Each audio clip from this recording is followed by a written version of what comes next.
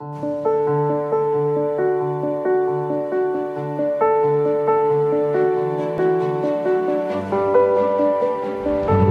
dengan ada terlahirnya Impres ya, 19 tahun 2019 juga ini salah satu modal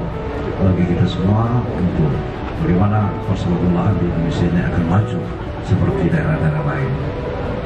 Bapak Ibu hadirin yang kami hormati, tentu selama pribadi pemerintah akan mengucapkan selamat kepada pengurus PSSI Kota Palembang yang baru dilantik, kemudian PS Palembang yang sudah Demi Allah, saya bersumpah akan memenuhi kewajiban saya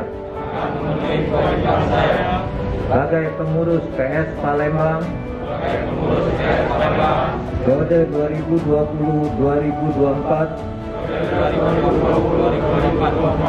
dengan sebaik-baiknya